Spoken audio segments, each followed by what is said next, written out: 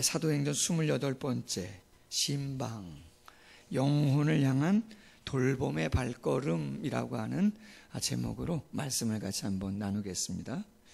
오늘 말씀은 베드로가 예루살렘을 떠나서 사방으로 두루 다니다가 예루살렘에서 한 40km 정도 떨어진 룻다라고 하는 곳에서 애니야라고 하는 8년 된 중풍병자를 고치고, 또 그 룻다에서 한 17km 정도 떨어진 지중해 연안에 있는 욥바라고 하는 해안 도시인데, 거기서 선행과 구제를 열심히 했던 다비다라고 하는 여인을 살려내는 그러한 기적을 보여주고 있습니다. 근데 저는 오늘 말씀을 묵상하면서 설교 제목을 신방, 영혼을 돌보는 발걸음이라고 하는 제목으로 잡았습니다. 왜 설교 제목을 기적이나 능력으로 잡지 않고 신방으로 잡았는가? 여러분 아시다시피 예루살렘 교회는 7장에서 핍박을 통해서 사도들만 남겨놓고 10,000명에서 20,000명 되어지는 수많은 성도들이 스데반의 순교를 기점으로 다 뿔뿔이 흩어지게 되었습니다. 사마리아로, 다른 지역으로 삶의 터전을 잃어버리고 두려움과 막막함 속에서 급히 피신을 쫓겨가듯 갈 수밖에 없는 상황이었습니다. 더 이상 든든했던 사도들의 설교를 듣지 못합니다. 더 이상 함께 뜨겁게 기도하지 못합니다.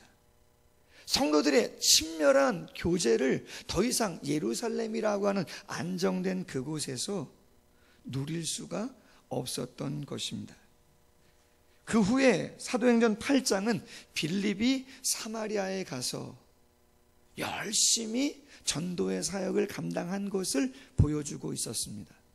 9장에서는 적대자였던 사울이라고 하는 사람이 극적으로 다메섹에서 예수님을 만나고 변화된 기사를 보여주고 있었습니다. 그리고 오늘 본문이죠. 자, 그렇다면 7장에서 뿔뿔이 다 흩어진, 그리고 오직 남아있던 12명의 사도는 빌립이 사마리아에 가서 복음을 전하면서 능력을 행할 때, 적대자 사울이 다메섹에서 예수님을 만나고 변화되는 시간을 가질 때, 도대체 12명의 사도는 어디서 뭐 하고 있었던가 궁금할 수 있는 거죠. 도대체 다른 사도들은 어디서 뭐 하고 있었던가라고 하는 것이죠. 그 해답을 오늘 본문이 이야기하고 있는 거죠. 오늘 말씀 32절에 보면 이렇게 되어 있습니다.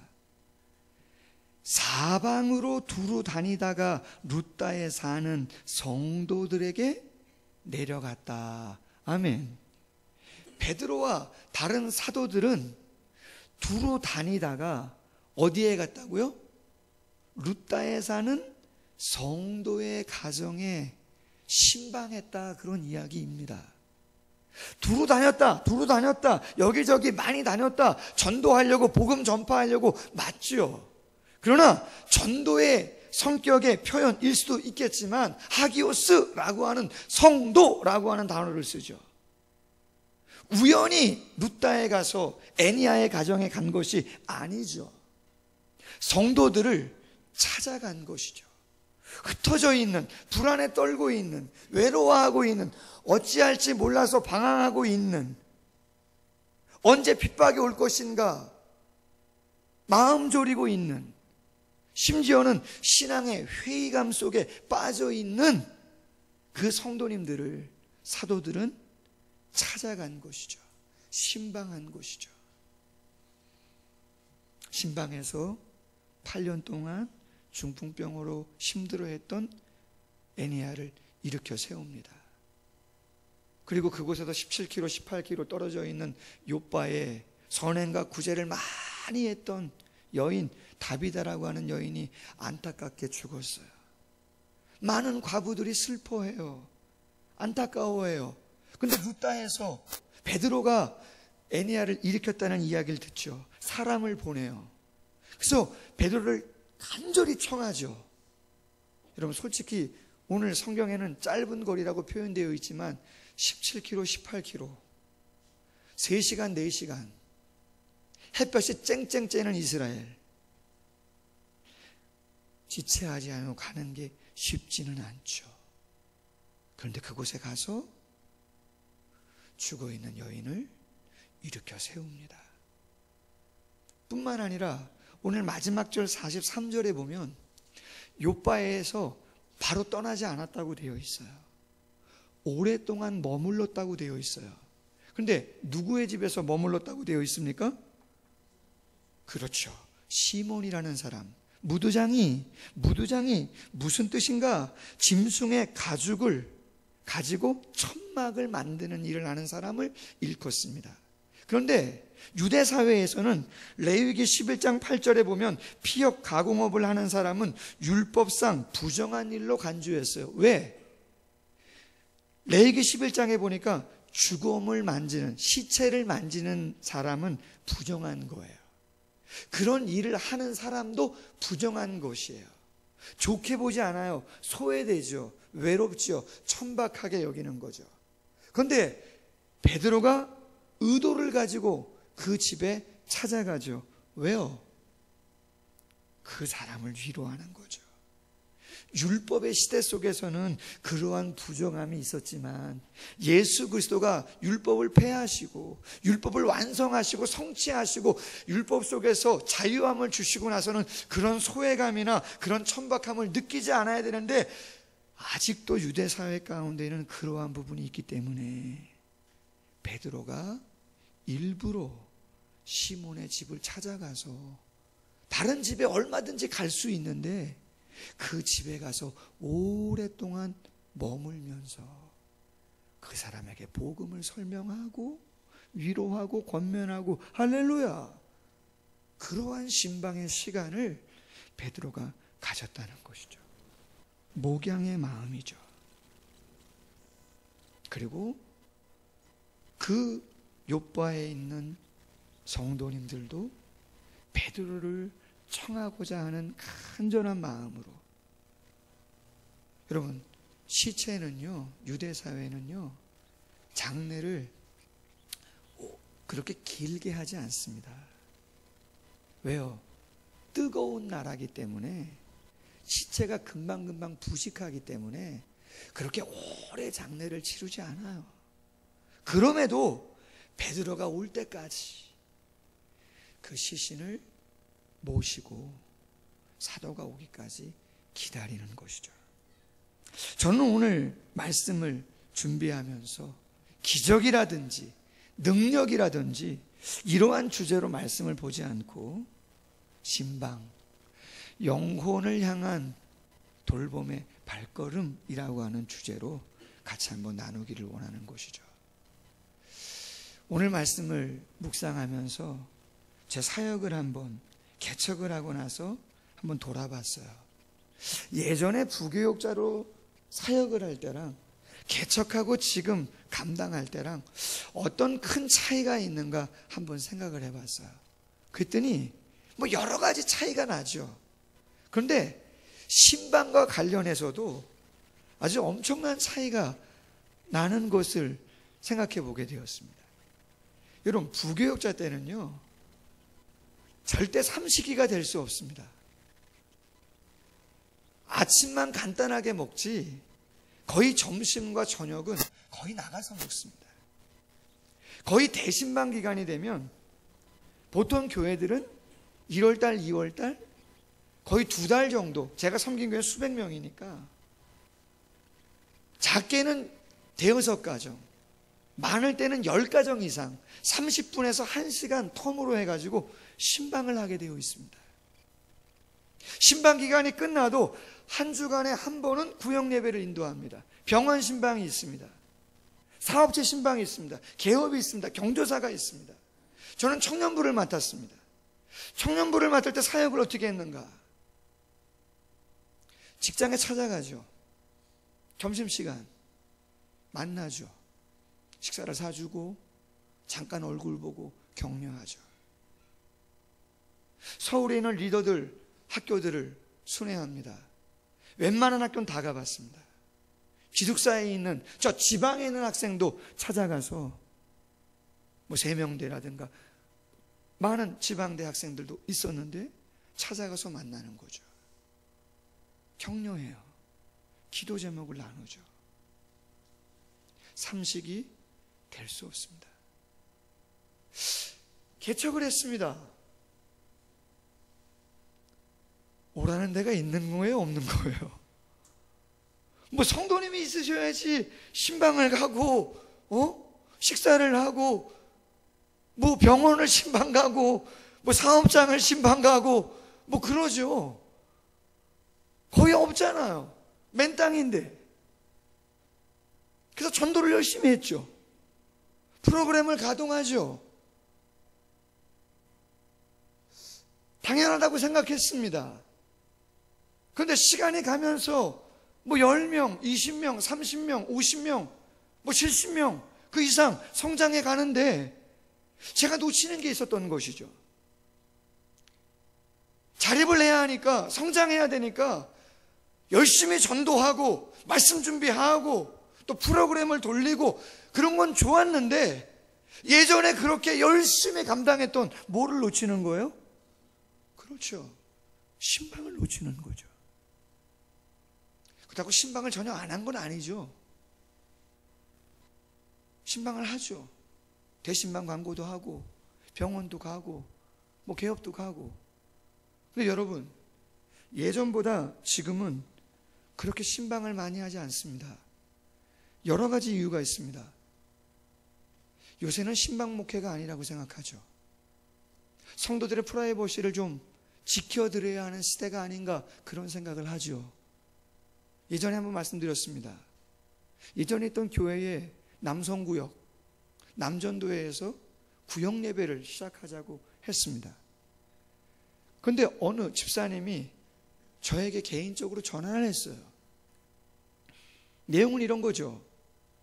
그 당시 제가 전도사였는데, 전도사님, 남성구역, 남전도회 구역 예배를 일주일에 한 번씩 드리기로 했는데 죄송하지만 저희 집은 좀 빼주셨으면 좋겠습니다. 이유가 뭡니까? 당신의 나이가 60이 넘었는데 당신이 지금 살고 있는 집은 그냥 월세 정도, 좀 누추하다는 것이죠.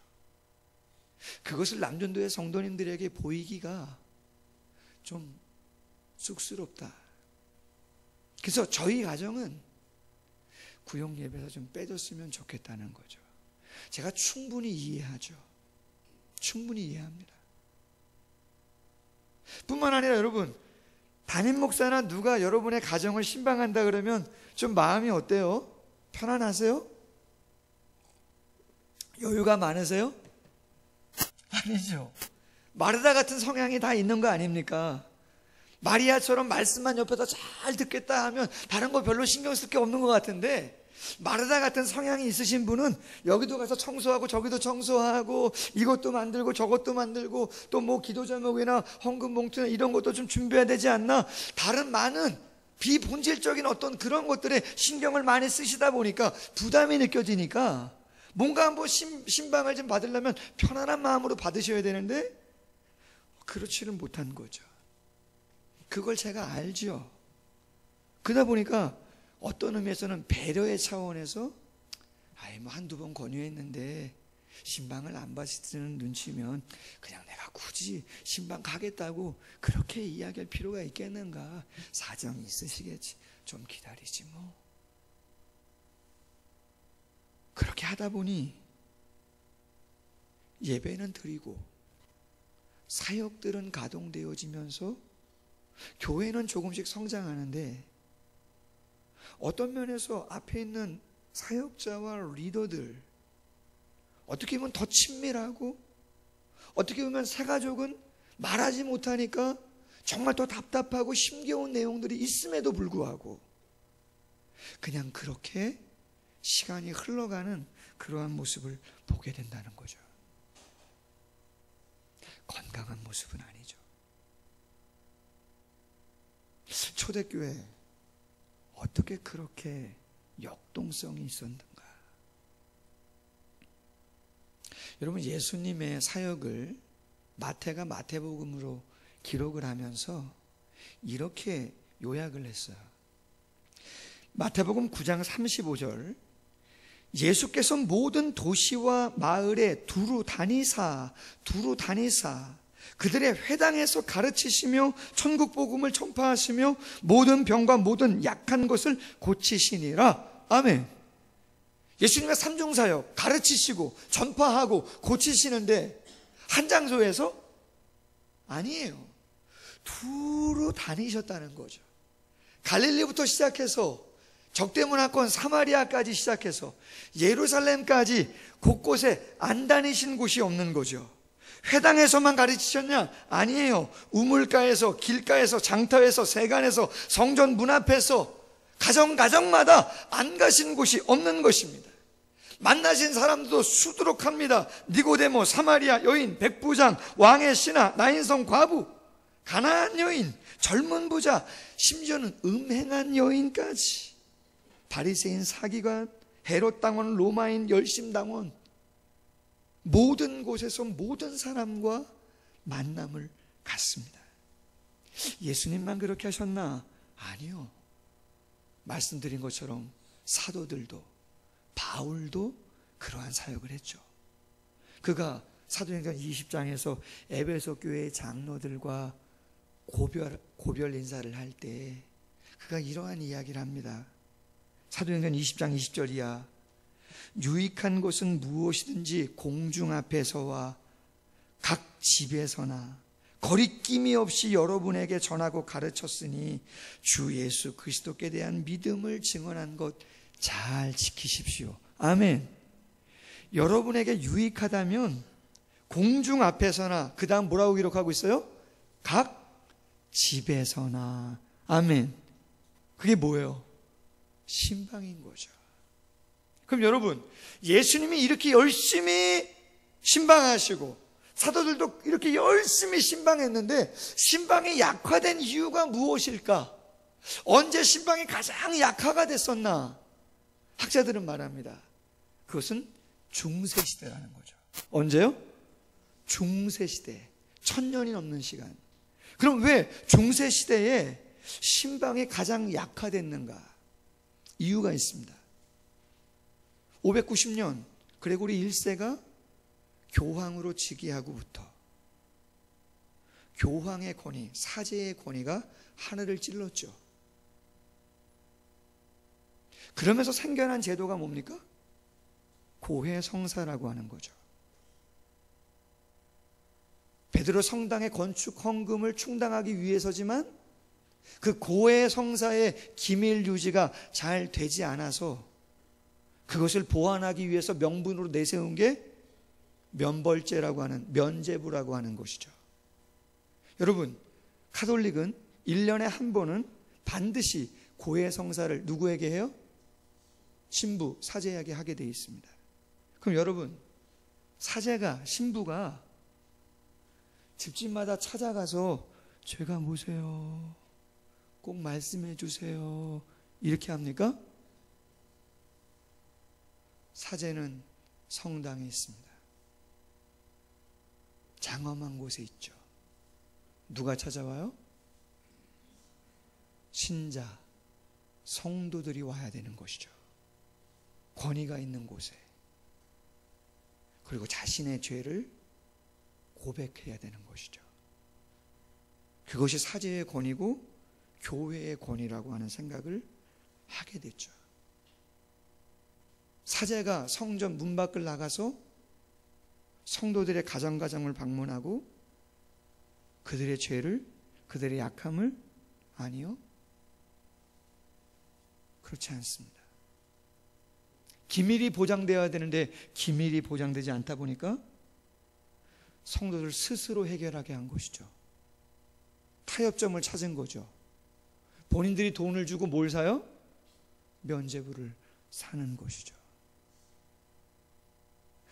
그러한 시간을 1000년 이상 갖다 보니 신방은 하지 않습니다. 사제와 신자, 성도들의 관계는 점점 형식화되고 건조해지죠. 딱딱하죠. 차갑죠. 진정성을 찾아보기가 어려운 것이죠. 목회자들이 보는 목회와 신학이 알아보는 잡지가 있습니다.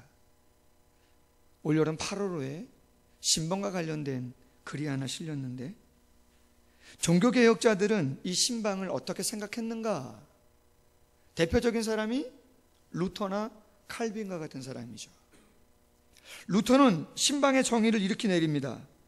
신방은 사람들이 어떻게 가르치고 믿고 사랑을 하는지, 어떻게 기독교적인 삶을 살고 있는지, 가난한 자들을 어떻게 돌보고 약한 자들을 어떻게 위로하며 사는지, 심지어는 야만적인 자들이 있다면 어떻게 그들을 처벌해야 하는지를 조사하기 위해서 가정을 방문해야 된다는 거예요. 그게 뭐라는 거예요? 신방이라는 거예요. 루터가 그런 얘기를 해요. 칼빈은 스위스에서 목회를 했을 때 제네바 교회법이라고 하는 것을 만들었는데, 그 교회법 안에 신방과 관련해서 환자 신방을 해야 되는데 목회자의 일상적인 직무라고 규정을 했어요. 그러면서 환자를 신방해야 되는 이유를 두 가지로 들었는데, 첫 번째가 이런 거예요. 왜 목회자가 교회에 가만히 있으면 안 되고 그 환우의 그 침상, 그 병상을 찾아가야 되는가? 이렇게 얘기합니다. 그 사람에게 과거 어느 때보다도 구원이 절실한 순간임에도 불구하고 아무런 권면이나 가르침이 없이 죽어가는 일이 발생하기 때문이다. 여러분, 가장 위로가 필요한 때 아닙니까? 가장 간절한 때죠. 그런데 목회자가 교회 안에서 가만히 있는 거예요. 찾아가지 않아요. 요청하지 않으면 찾아가지 않아요. 요청해도 권위 때문에 움직이지 않아요. 잘못된 것이죠. 심지어는 하나님 안에서 그분의 말씀으로 위로받기를 거절하는 경향이 성도들에게 있다는 거예요. 무슨 얘기예요? 믿음이 약한 사람들은 그 질병이나 그 시험거리가 있으면 스스로 이겨낼 수 없는 연약한 믿음 때문에 신앙의 회의 속에서 하나님을 잊어버리고 그냥 떠나버리는 경우들이 많이 있다, 그런 이야기인 것이죠. 그렇기 때문에 목회자는 약한 영혼들을 돌아봐야 된다. 할렐루야. 여러분, 더 신방이 중요한 이유가 있습니다. 오늘 말씀을 주목해서 보시면 이 신방이라는 것은 사역자 개인과 성도 개인이 만나는 인간적인 만남만을 의미하지는 않습니다. 사역자는 누구의 이름으로 가정을 방문하는 겁니까? 그렇죠. 예수 그리스도의 이름으로 방문하는 것이고, 여러분이 사역자를 초청할 때에는 제 개인을 초청하는 것이 아니고 예수 그리스도의 권위를 부여받은, 위임받은 사역자가 그리스도의 이름으로 가정을 방문하는 것으로 그렇게 받으셔야 되는 줄로 믿습니다. 베드로가 룻다에 내려가 중풍병자 에니야를 만났을 때 베드로는 이렇게 증거합니다. 34절, 베드로가 이르되 에니야야, 예수 그리스도께서 너를 낫게 하시니 일어나 내 자리를 정돈하라 한데 곧 일어나니. 할렐루야. 예수 그리스도께서 너를 낫게 하신다는 것이죠. 예수님의 사역을 연상케 하는 것입니다. 여러분, 누가복음 5장에 보면 중풍병을 앓고 있는 사람이 있습니다. 스스로 거동할 수 없어요. 그래서 어떻게 합니까? 친구들이 침상째로 데리고 오죠. 그런데 사람들이 너무나 많아가지고 집 안에 들어갈 수 없어요. 그래서 그 사람들이 어떻게 해요? 침상을 메고 계단으로 올라가서 기와를 뜯고 지붕에서 내려버리죠. 놀라웠죠. 그때 예수님께서 이렇게 말씀하십니다. 소자야, 내 죄사함을 받았느니라. 내가 내게 이르노니 일어나 내 침상을 가지고 집으로 가라. 할렐루야. 베드로는 알고 있죠. 내가 떠난다면, 예수님이 떠나신다면 너희들은 내가 한 일보다 더 큰 일들을, 더 귀한 일들을 감당할 거다. 당신에게 위임한 것을 베드로는 알죠. 그래서 그가 선포하고 표현하는 그 모든 문구와 분위기는 누구를 연상케 하는 거예요? 예수님을 연상케 하고 있는 것이죠. 뿐만 아니라 오늘 말씀 다비다를 고치는 장면도 마찬가지예요. 마가복음 5장에서 회당장이 야이로의 딸이 죽었어요. 그를 치유해요. 예수님이 어떻게 치유합니까? 다 물립니다. 그리고 딱 베드로, 요한, 야고보 세 사람, 그리고 회당장이와 그의 부인만을 남기고 다 나가라고 합니다. 그리고 나서 우리가 아는 것처럼 그 죽은 회당장이의 딸을 향해서 예수님께서 뭐라고 말씀합니까? 소녀야 일어나라, 달리다 굼. 할렐루야. 오늘 본문 베드로가 다비다를 일으켜 세울 때 뭐라고 이야기합니까? 소녀야 달리다 굼 일어나거라. 할렐루야. 베드로는 알고 있죠. 본인의 능력과 본인의 힘으로 그 여인과 그 아이를 일으켜 세우는 것이 아니고 오직 예수님의 권세로 감당하는 것이다. 마지막 한 가지, 그러한 놀라운 역사가 있기 위해서는 제 자신의 마음을 새롭게 해야 될 뿐만 아니라 여러분들도 욥바의 과부들과 같은 성도들과 같은 주의 사역자를 신뢰하고 초청하고 함께 어떤 형식이나 틀에 박힌 것이 아니라 진심 어린 마음으로 함께 기도하고자 하는 마음을 가져야 하는 줄로 믿습니다. 그것이 생명이죠. 역대하 20장에 여호사밧이 모압과 암몬 족속 연합군과 싸움을 합니다. 여호사밧은 남유다의 왕입니다. 게임이 되지 않습니다. 상당히 쉽지 않아요. 그런데 그때 여호사밧이 이스라엘 남유다 백성들을 향해서 이렇게 이야기합니다. 너희는 너희 하나님 여호와를 신뢰하라. 그리하면 견고히 서리라. 그의 선지자들을 신뢰하라. 그리하면 형통하리라. 할렐루야. 남유다 백성들이여 여호와를 신뢰하십시오. 그러면 견고할 것입니다. 그분이 세운 선지자들을 신뢰하십시오. 그러면 형통할 것입니다. 아멘.